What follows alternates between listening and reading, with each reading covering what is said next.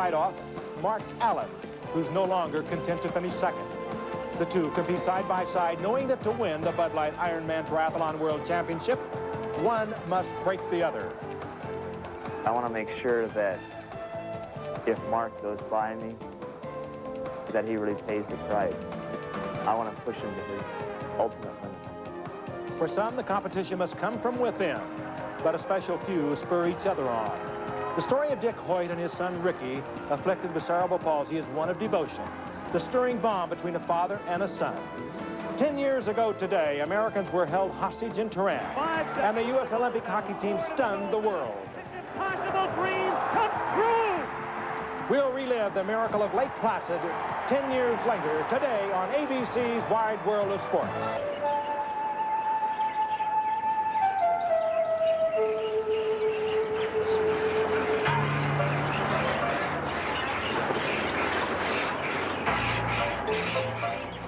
In case anyone somehow has been on another planet for the last couple of days, the race will start at 7 a.m. this morning. Good night. Once your bodies are marked, then you can proceed directly to the pier itself. Needless to say, you'll be able to check your bikes, make those last-minute adjustments, put your water bottles in, plug your tires up, and get ready to go.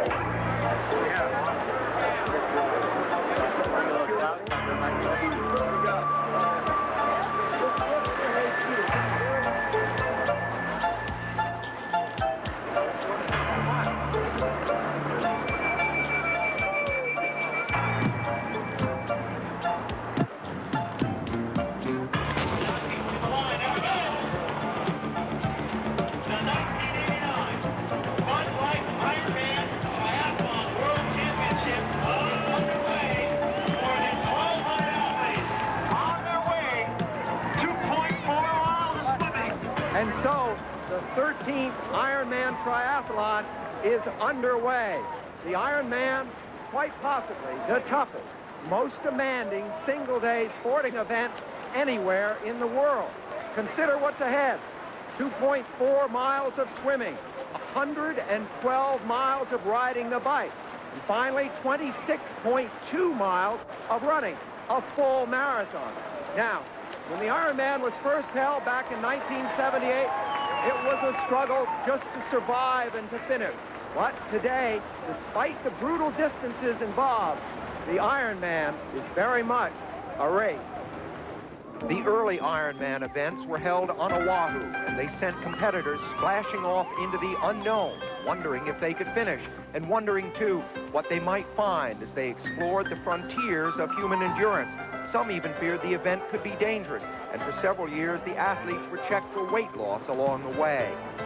In 1981, the Ironman was moved to its present location on the Big Island of Hawaii, and the searing heat of the lava fields along the Kona coast made the race tougher still.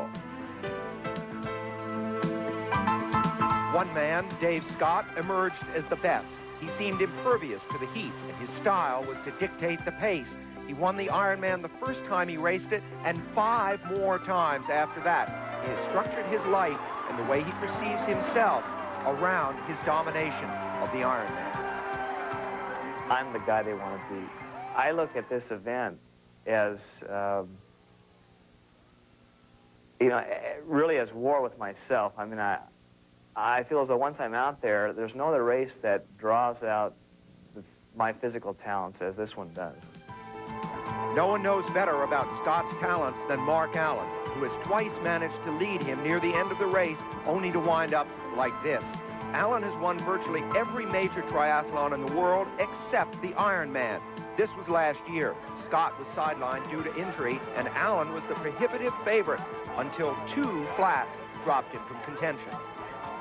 My main goal, one, is to try and win, but in doing that, I want to be able to race the entire race, feel like I am in control of what's going on inside of my body. I don't want to have the course defeat me, and that's what I feel like has happened in the past. It's not so much Dave Scott has defeated me or Scott Tinley or whoever's come in ahead of me. It's always been the course, the elements, the wind, the humidity, and the distance under that sun for 8.5 hours. this year, that's what I would like to defeat. 1,286 men and women from 46 countries churning through the waters of Kailua Bay. Energy to burn for now, but it will ebb slowly away as this long day wears on. Scott and Allen are near the front. Along the Kona coast on this day of the Ironman, lava flows steaming into the sea. A reminder that the Hawaii of the Ironman is not, for the most part, the lush paradise of the travel posters. In fact, the harshness of the Kona coast reflects the essential reality of the Ironman, an event in which human beings push themselves and each other right to the edge. The wearing down process begins immediately with the swimmers at close quarters to one another's thrashing feet and arms. The leaders here, swimming specialists who, in other years anyway, have faded later in the race. Swimming comprises only 10% of the total time of the race, but it is tactically important. For the favorites whom we see in this pursuit pack, it is the first look at each other's race strategy. Dave Scott here, he's a former swimming coach, has Mark Allen right at his feet. Allen shadowing Scott as he has in the past, conserving energy by swimming in Scott's wake. Further back among the leading men come the first of the women. Among them, last year's winner, Paula Newby-Fraser, with the orange cap. Quite possibly, there is no athlete in this race more suited to the rigors of the Ironman than Paula Newby-Fraser. In her rookie year 4 years ago, essentially untrained and with no expectations, she finished third, a natural endurance athlete, both in her physical makeup and in terms of temperament. She won the race on her second try, and last year, with her training by now focused on the Ironman, she won again and finished a startling 11th overall with a time that would have beaten the men's record as recently as 1984. She was born 27 years ago in Zimbabwe, in the southern part of Africa, and today she retains her citizenship there and the feeling that her roots are there. This is where she lived, the city of Harare, formerly Salisbury, Rhodesia, today the capital of Zimbabwe. From childhood, Paula was involved in competitive situations, in swimming, ballet, karate, and after college, when a friend urged her to enter a triathlon, she won it, which led to the Ironman, which led to a move to San Diego, which led to a life committed to triathlon, where her excellence makes her a rival for even the top male athletes. I think one of the most common things that has happened now is a lot of the male competitors sort of look to me and go, "You're not going to beat me." You know what I mean? It's kind of stirred up a lot of the men more than anything else, I think. Do you enjoy stirring them up a little bit like that? No, I don't like to stir them up. In fact, whenever they say, "You better not pass me," I go, "Don't worry, I'm not going to." Meantime, in the back of my mind, I'm going, "Yeah, I'm coming to get you." Paula riding with her boyfriend, Paul Huddle, also a top triathlete. Typically, she trains alone and with great intensity, a regimen that led to last year's Ironman win, possibly the finest performance ever by a female endurance athlete. It was just one of those days that probably maybe only happens once in a lifetime, and, you know, I have to be in the, myself or anybody else for that matter, has to be in the right physical state and the right mental state to achieve that. And I don't know if it'll come again, but I think it can be done. More than 1,200 bikes massed on the pier in the foreground, waiting for their riders to emerge from the water. And here they come, the leaders of the swim in a sprint. Wolfgang Dietrich of West Germany on the right, American Rob Mackel on the left, racing for the $1,500 bonus awarded to the winner of each segment. Dietrich out first, followed by Mackel as they head for the shower area where they can rinse off the salt before they change for the bike segment. But they run right through the showers. There are no timeouts in the Ironman. These transitions are very much part of the race. They pick up the bags which contain their biking clothes and run on into the changing area. Bill Penn, third.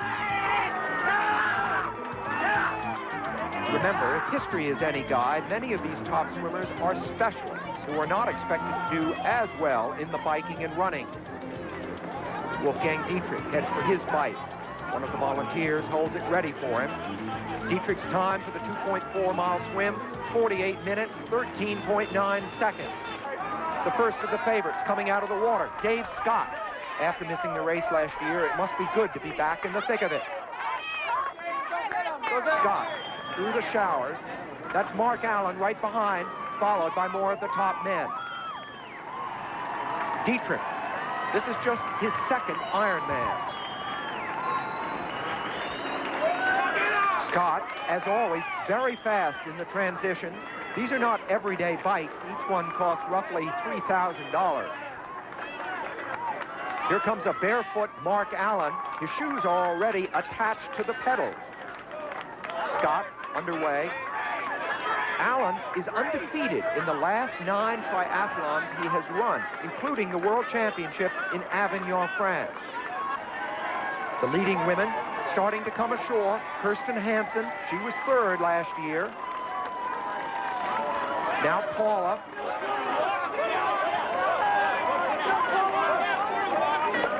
Jan Ripple, mother of 3. She wins other triathlons, but in 2 tries here, she has suffered terrible muscle cramping. Paula is only 3 minutes behind Scott and Allen. They, in turn, are 3 minutes behind Dietrich. Good luck, Paula. Thank you.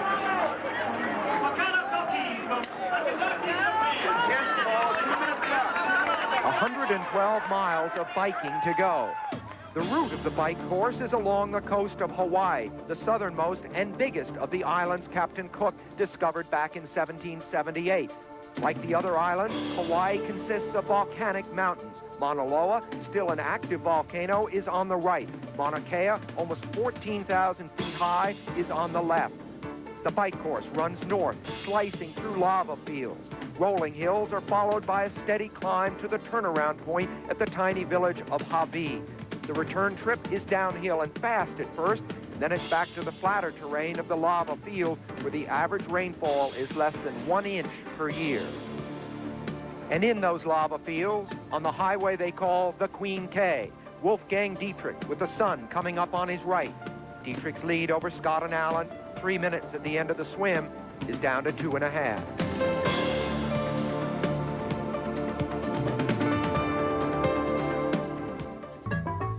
In the lava fields inland of the Kona coast, it is 2 hours into the Bud Light Ironman triathlon. The heat shimmers on the Queen K, and a pack of the best triathletes in the business chase this man, Wolfgang Dietrich. Dietrich's lead shrinks with each mile. He is now just 2 minutes, 20 seconds ahead of the chase pack. But this is the traditional pattern of the Ironman. The top swimmers seem to evaporate on the Queen K like drops of water on a skillet. Just over a mile behind Dietrich, Scott, and in an ABC van, Mike Adamley. In the 1980s, Dave Scott has been the undisputed king of the Kona coast. He seems to flourish in the lava fields while others wilt. Why is he such a force? Well, it's his keen sense of his own capabilities and the capabilities of his competition. He seems to have an uncanny sense when to pick up the pace or when to throttle down and conserve his own energy. But at the age of 35, does Scott have another peak performance left in his magnificently conditioned body?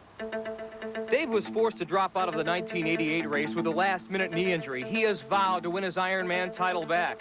Of the 9 races that Allen has won this year, he has beaten Scott twice, both at half Ironman distances. Or maybe an aerodynamic-looking Kenny Glah has the right stuff today. He was 30 years ago. One thing is certain, both Allen and Glah determined to keep Scott in sight.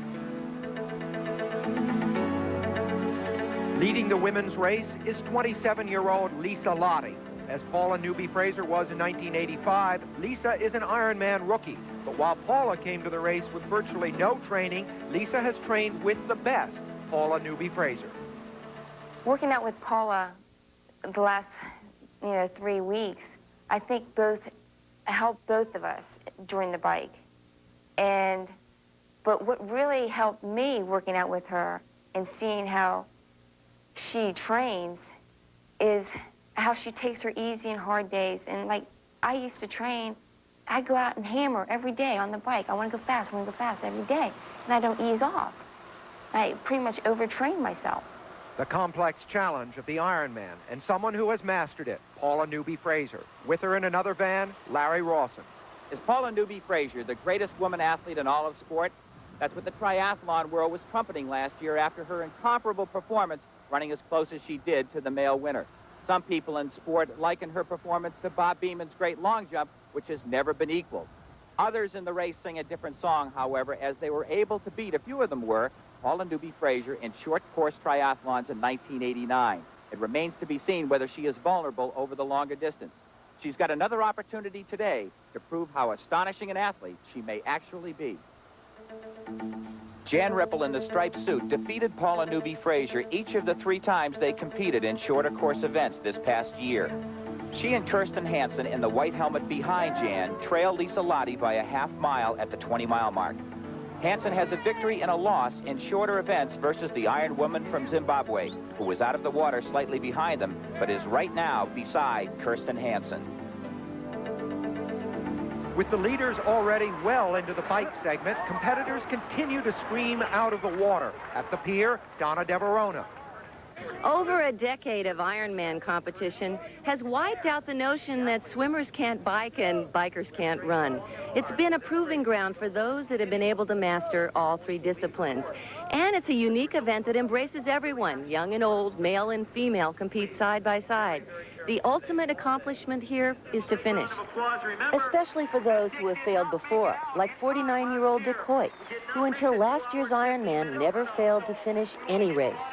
An amazing accomplishment considering the unique circumstances of the Hoyt entry. The vest, a competitive lifeline to a raft. In it is Dick's 27-year-old son, Ricky. And like any entrant, they must complete the swim in 2 hours and 15 minutes, or like last year's disappointment, would be disqualified from the entire event. Dick Hoyt married his high school sweetheart in 1961. He was 20, she was 19. He was captain of the football team, and she was a cheerleader. But they were hardly prepared for life's cruelty when their first child was born with the umbilical cord wrapped around his neck. He suffered brain damage, cerebral palsy. I was mad. I was really mad. It was not the baby that I dreamed about. It was not the baby that I planned on.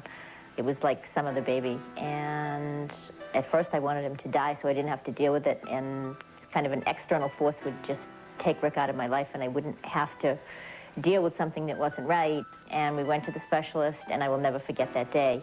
He was cold, he was hard. He basically said to us, your child has cerebral palsy. He's going to bring you nothing but grief. You should just forget about him, put him in an institution, and go on and have other kids. We said, no, there's no way we're going to put him in an institution. So we're going to we took Rick home, and we said we're going to bring Rick up just like we would any other child. And this is what we have done. They took Ricky swimming and rock climbing and canoeing along with their 2 younger sons who were born able-bodied. And they learned that in the nonverbal quadriplegic body of their oldest child, there was a healthy, active mind.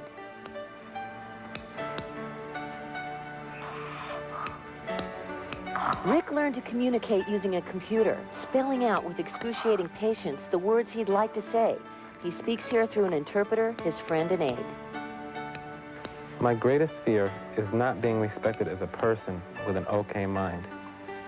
People see me and assume that I'm not smart.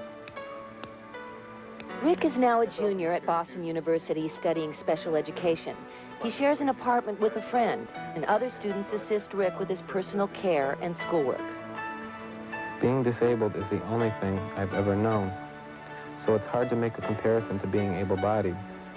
Sometimes it's very difficult because I have to depend so much on others. But at least I have choices, and I make my own decisions about how my life will be. He made one of those decisions at the age of 16 when he asked his father to enter a 5K race with him.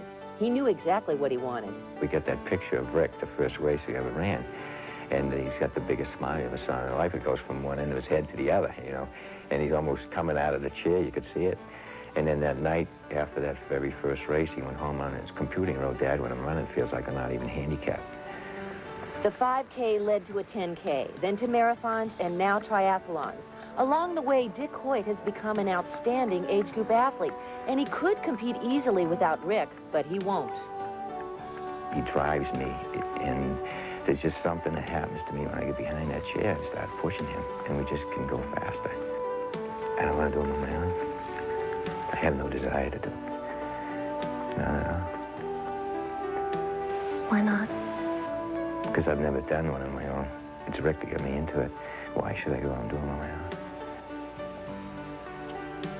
I just don't have no desire to go out there and do it. It wouldn't be the same. I wouldn't know what to do. What am I going to do with my arms?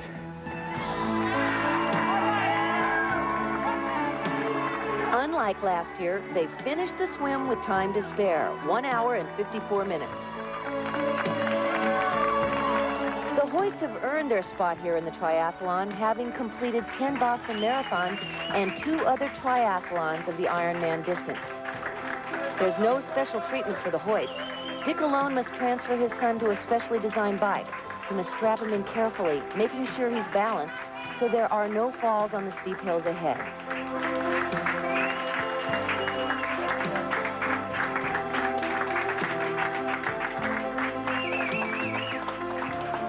For Judy Hoyt, Ricky's mom and a champion of the disabled, this is a victory.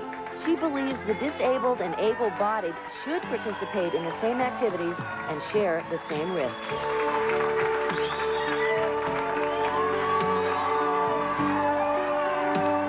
Years ago, when the first Ironman was held, it was a frontier of sorts, a race that was about pushing past the limits of the human body. Watching the Hoyts, it seems not much has changed.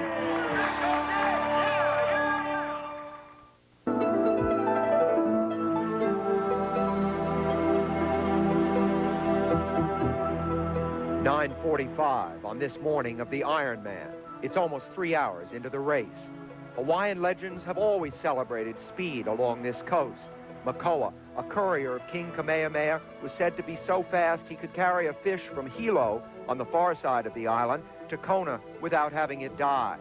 Today's Ironmen don't carry fish, but they do carry the dream of victory, and each year only one of them is fast enough to keep that dream alive through the long day to the finish. West Germany's Wolfgang Dietrich, still leading 45 miles into the bike segment, knows that although he has done much already, there is much left to do. Mike Adamley is with him. Not too much wind today, huh? No wind. That's all right. Maybe in 2 hours. We will see. How's your stamina at this point? Pretty good? Yeah. It's very good today. Good swim. Not very good, but a good swim, and the bike is all right. Are you aware of how close the rest of the pack, Dave Scott, Mark Allen, are behind you? How far? Yes. Are you aware of that? Yeah. I know. I'm not aware of. It doesn't matter. I make my race, and we will see. And what we see is the chase pack closing inexorably on Dietrich. 2 minutes, 15 seconds back now. Note that they are spaced apart. The rules forbid drafting. Scott, still shadowed by Mark Allen. After training her body for 6 hours a day for a full year, 35 miles into the cycling phase, Jan Ripple's bike breaks down. Precious minutes lapse before a mechanic can fix the problem. Paula Newby-Fraser, up in the lead, pushes towards Javi, but she's not alone on her odyssey. She and Kirsten Hansen have been eyeing each other for miles for signs of weakness. The slight breeze has been coming across the athletes' bodies, and for the competitors, it's the gentlest wind conditions in 5 years. The Queen K Highway, however, was not treating Lisa Lottie in a royal fashion. She is falling back, and for such a strong cyclist, it's still early in the race.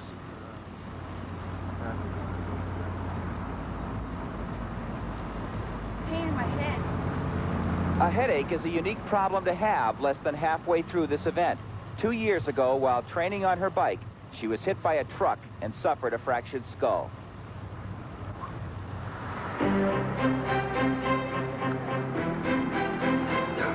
In cycling, Dick Hoyt's job is the toughest. The specially designed bike is heavy, weighing 58 pounds. Rick weighs 90. Every time Rick needs water, he communicates the only way he can, a wave of the arm. And this can happen at any time and on any grade of hill. Dick's challenge? To balance the bike, reach for the bottle, find Rick's mouth, and keep pedaling. He must also remember to take in liquids and pace himself, too. There's still over 100 miles to go on the bike.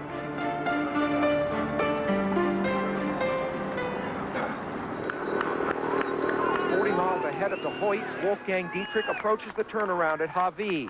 His lead had been slipping away, but over the last few miles, which are steadily uphill, he has been gaining time back in big chunks. If Dietrich was just a flash in the pan, he would have been overtaken miles ago, but if anything, he's gotten stronger. And Sam, for the first time in this race, the West German triathlon champion, will get a clear picture as to where he stands as he passes Mark Allen and Dave Scott on the way back to the Queen K. 3 minutes go by, and here comes the chase pack into Javi.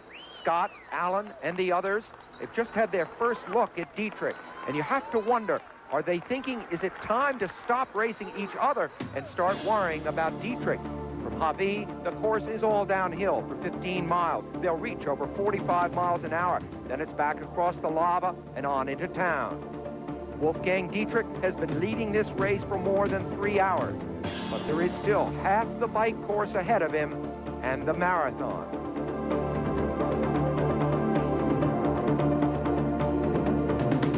4 hours into the Ironman, 80 miles into the bike segment on the Queen K Highway.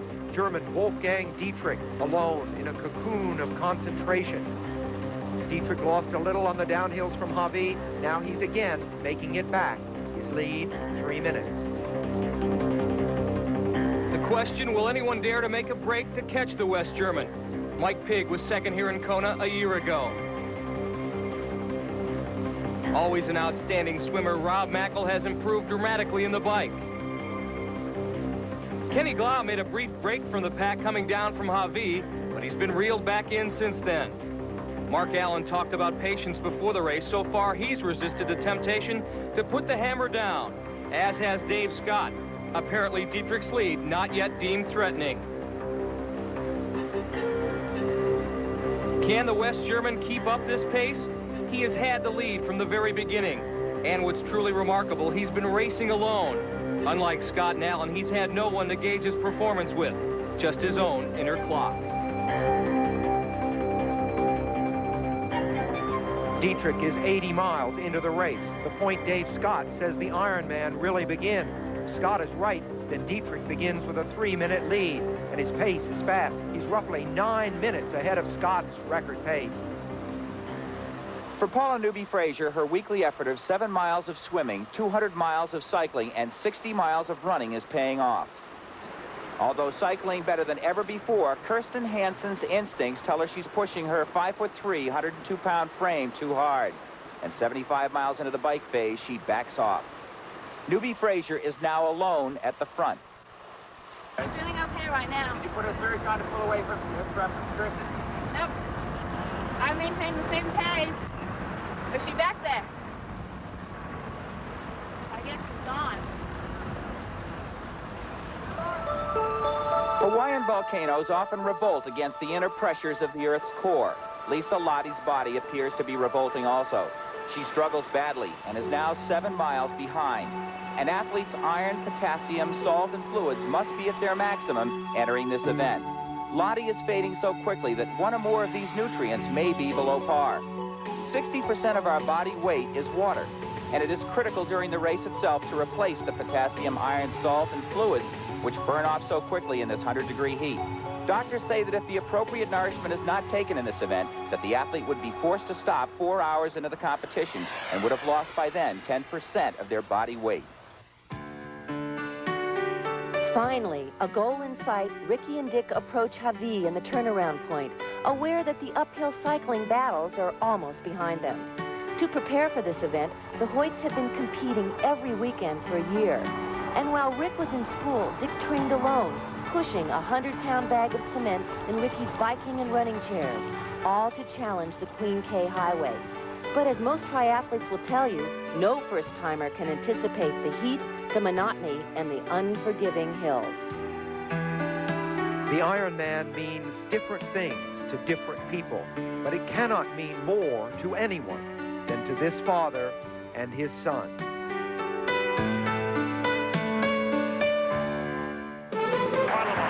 Skating in on the left side. In the island of Hawaii, the 13th Bud Light Ironman Triathlon moves toward its final phase, with the leaders setting an all-time record pace. It is nearly 5.5 hours into the race, and this man, 27-year-old Wolfgang Dietrich of West Germany, has led most of the way since the start at 7 o'clock this morning. First came the swimming, 2.4 miles in Kailua Bay, then the biking, 112 miles. Dietrich now is at the Kona Surf Hotel, where after a quick change of clothes, he will begin the running segment of the race, a marathon, 26.2 miles. Dietrich has been pursued relentlessly by 6-time Ironman winner Dave Scott, and Scott, in turn, has been unable to shake off Mark Allen. These two sweeping down the final hill toward the Kona Surf Hotel as Dietrich prepares to lead. The last miles of the bike course have seen Dietrich's 3-minute lead reduced to roughly 2 minutes, and Scott and Allen have broken away from a pack with which they rode throughout most of the bike segment. From 6 contenders, there are now just 3. Dietrich's best time in the marathon, in fact, his only time in the marathon, was in the Ironman 2 years ago, 3 hours and 48 minutes. As Dave Scott and Mark Allen head for the transition area, their personal bests in the marathon, over an hour faster than Dietrich's. Dave Scott and Mark Allen are triathlon's definitive rivalry. In previous Ironman battles, Allen has tried to break Scott with his speed, only to break himself. He has learned from his mistakes. Today, instead, he has matched Scott mile for mile.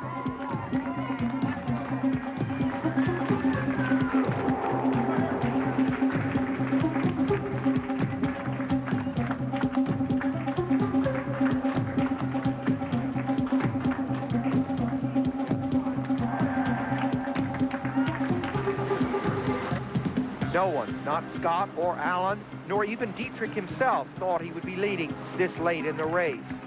Dave Scott's pursuit begins.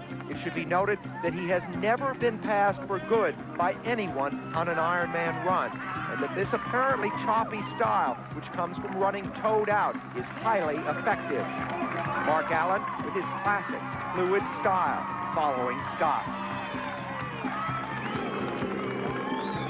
The course they are about to run on this third and final leg of the Ironman begins along the shore on Ali'i Drive, zigzags through Kailua, then heads out the Queen K into the lava fields to a turnaround. Then it's back into town, where they finish next to the little beach where they began early this morning. Dietrich on Ali'i Drive. He had seemed invulnerable on the bike. Not so now.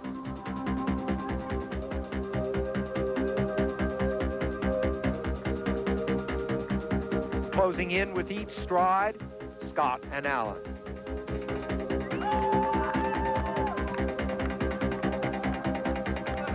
The hunted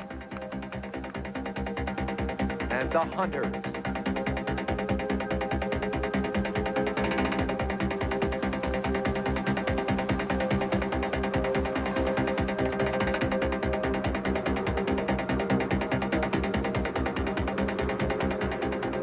Miles into the marathon.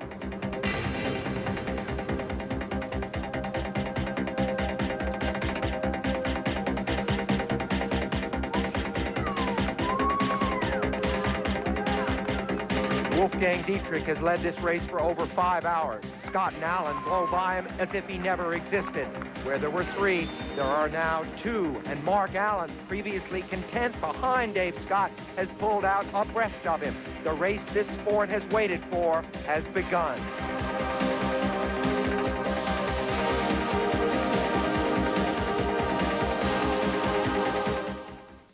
Race at the end of the bike segment of the Ironman triathalon, but her pace to this point is 1.5 minutes behind what it was last year when she won the women's race and finished 11th overall, possibly the strongest performance ever by a woman in endurance sports. Sam, she fractured her arm in a fall from her bike several months ago and was forced to stop swimming and biking for close to a month. So she focused on her running, and now it may pay off.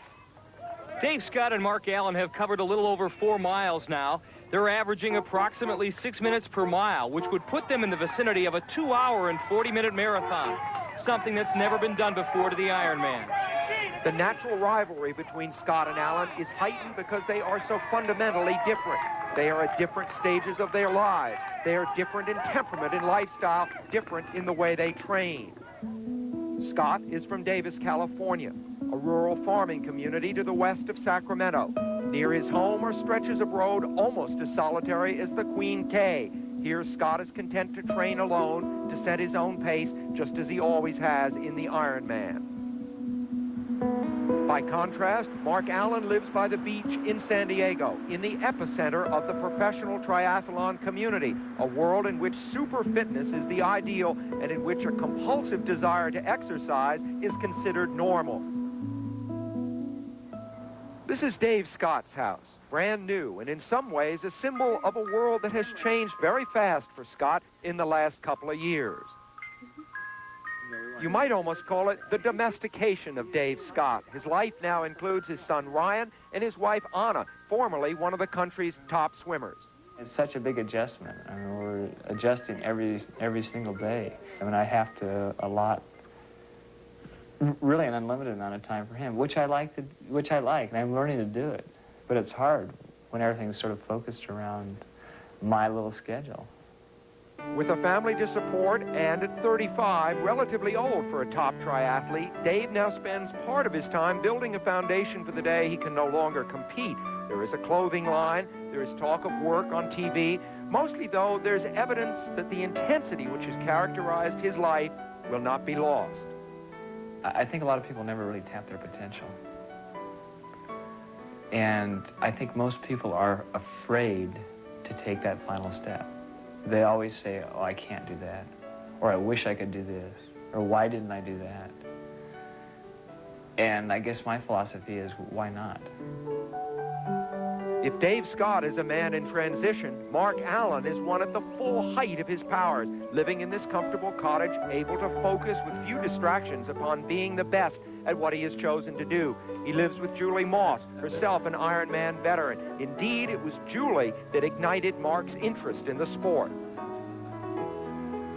The first time I saw a triathlon was in 1982, and it was the year that Julie Moss came stumbling down the last few hundred yards of the Ironman, leading the race, and then lost by about 15 feet.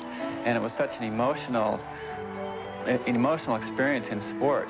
And really, there was something in that that inspired me to try triathlons, to go out there and see if I could do that. Not the way she did it, but just to finish the Ironman. He finished third in his second time out, and it seemed inevitable that he would win. But in 5 subsequent tries, he has not won, thanks to Dave Scott and to his own personal gremlins. The victory here would lay a lot of things to rest. I haven't won it, as you said. It's one of the few events that I haven't been able to come away with a win. I don't want to create a dynasty here. I'll let Dave or whoever else wants to do that 6 times or however many. It's been the ultimate challenge for me in the sport of triathlon, and it has been the one challenge that I don't feel that I have mastered to the point that I know that I can. Mark Allen needs this victory to fulfill the life he has devoted so totally to this sport. But to win, he must take something from Dave Scott, Scott's identity almost. Scott's job is to stop him. Speed, I want to see. Come on, Mark.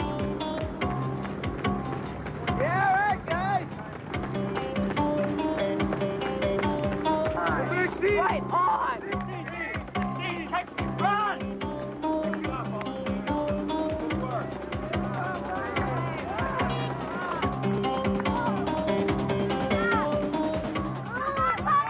As Paula Newby-Fraser begins her marathon, a thin cloud cover drops the temperature into the 80s. Still stiff from the bike, Kirsten Hansen is now 3 minutes behind Newby-Fraser.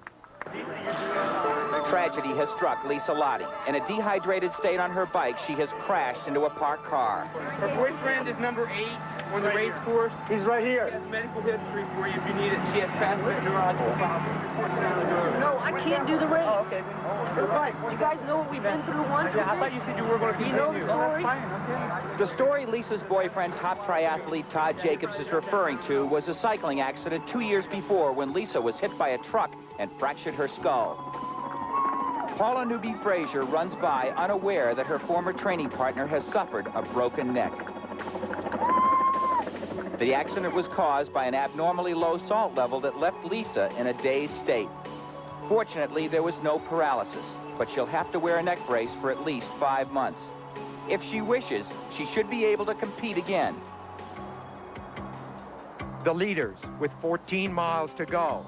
A desolate scene evoking the sense of loneliness inherent in this sport in which the long hours of training require such self-absorption. Underscoring this, it is interesting to note that Mark Allen and Dave Scott have not exchanged a word since this race began.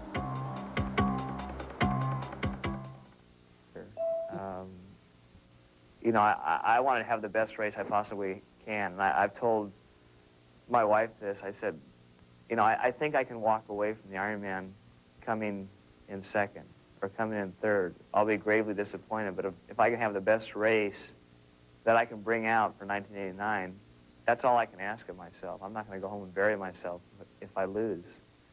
But I want to make sure that if Mark goes by me, that he really pays the price. After 7 hours and 45 minutes of the Ironman, Scott and Allen are still together. 4 miles to go. Do it! That was Anna, Dave's wife. Hey guys, hang in there. Go, guys, go. With neither man giving in, Dave and Mark have driven each other to another plateau. They are once again averaging an incredible 6 minutes per mile. It is clear that Scott's 3-year-old Ironman record will be broken. The only question, who will break it? Ice in your head. That's good. Keep it up. Go. Go. Right on. Right on. There you go. Right on.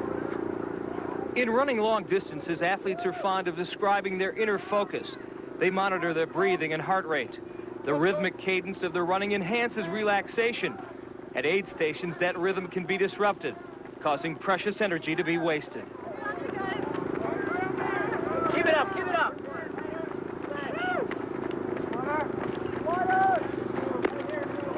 Water. You want a cup? Water. Just open the top up. Come on, man. Let's do it, Dave. Open the top up. You're going to follow you. Stay on the inside of the white line.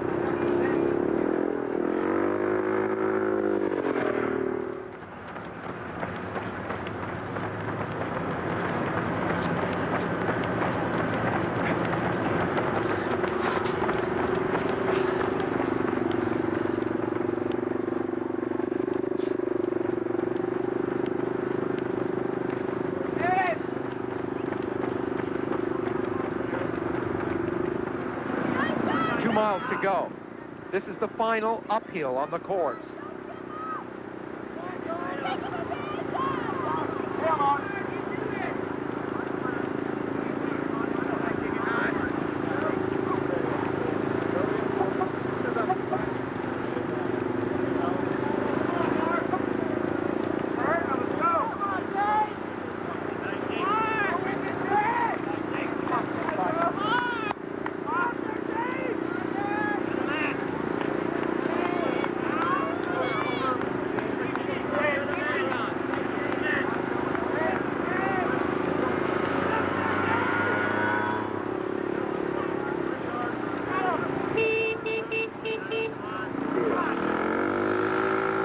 Get out of that straight now. Go. 8 hours exactly into the race. Allen looking back. Allen has made a move, and Scott appears unable to answer it.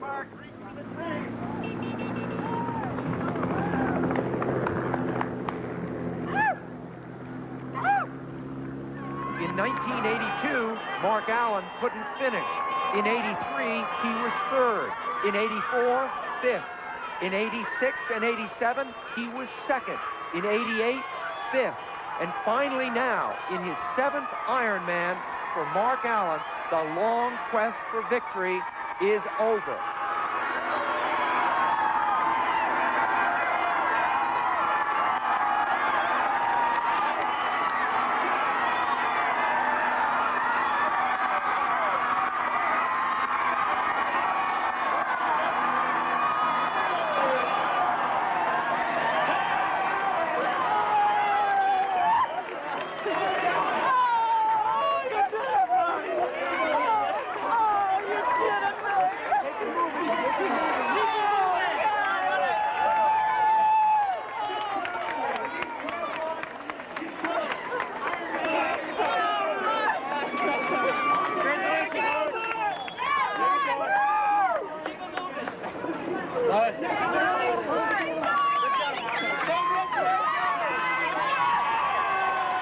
Just less than a minute later, Dave Scott on a Leahy Drive, the scene of triumph for him in other years.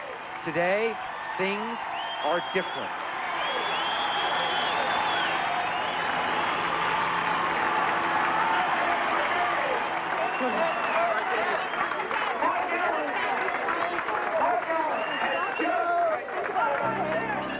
And so, their great race is over, and the names of Scott and Allen are linked inseparably with the history of this event. But this Ironman is far from over. Paula Newby-Fraser is still on the course, and for the Hoyts, father and son, the struggle goes on. And over, Allen and Scott top the standings. Mark Allen's share of the prize money, $20,000. Mark, this has been a long time in coming, and Dave Scott, before the race, said he was going to make you pay for it. It's taken 8 years and a lot of hard races. Dave set a pace out there that was just incredible on the run. I didn't know how we were going to keep it up.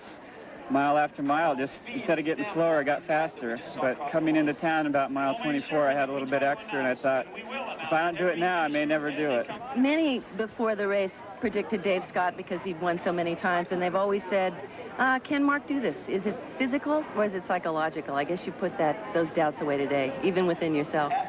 Well, I wouldn't have bet against him either. You know, he's got the track record to prove that he's a great racer out here, and really, when you think about an 8-hour event and I beat him by, you know, maybe a minute or something, that's essentially the same time.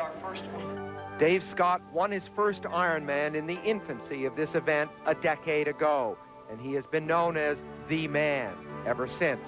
In a sense, anyone that wins this race merely borrows his title for a while.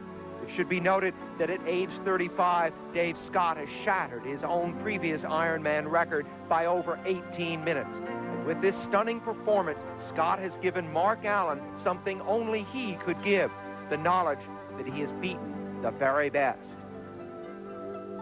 For Paula Newby-Fraser, there are no real rivals except herself and the record she set a year ago, a record people said was a fluke she could not repeat.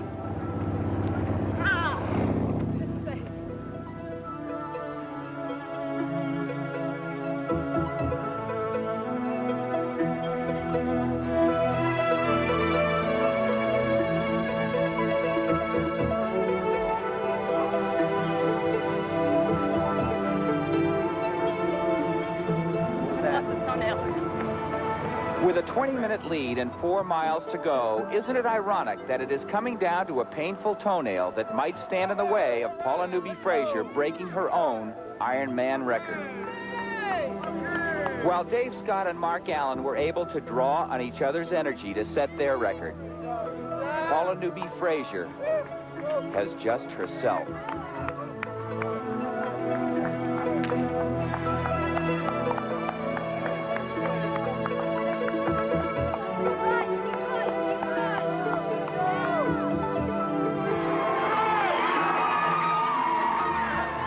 The final 150 yards, the record within reach.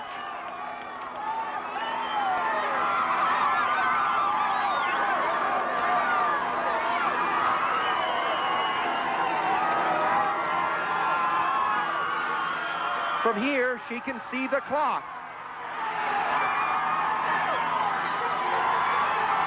She's got it. After 9 hours of racing, Paula Newby-Fraser has broken her own record by just 5 seconds.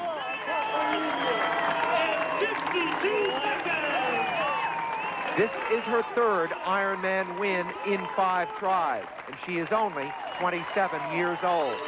For this remarkable athlete, how many more victories are to come?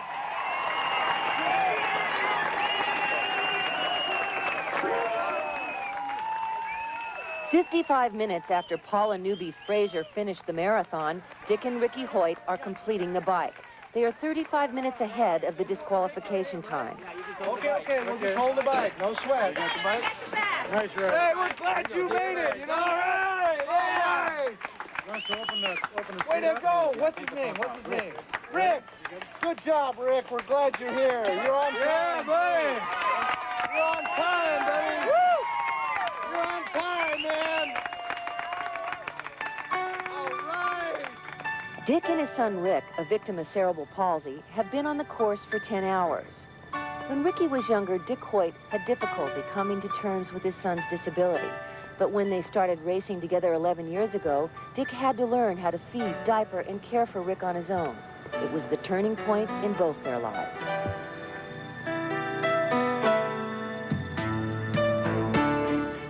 At 49, Dick Hoyt is in fabulous physical condition, but without the inspiration of his quadriplegic son, he feels there would be no reason to compete. In other events, Ricky has worried about his dad's zealous devotion, that maybe he pushes himself too hard. If Ricky could put it into words now, he'd tell his dad, pace yourself. Finishing here is the main thing.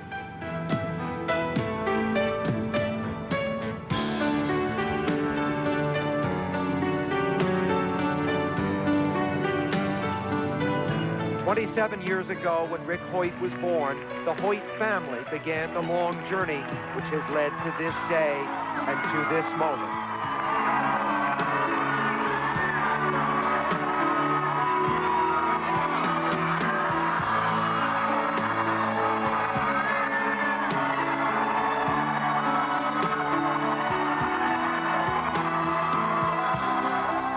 Along the way, this family has faced reality squarely, and through love has transformed a life of deprivation into a life of possibility.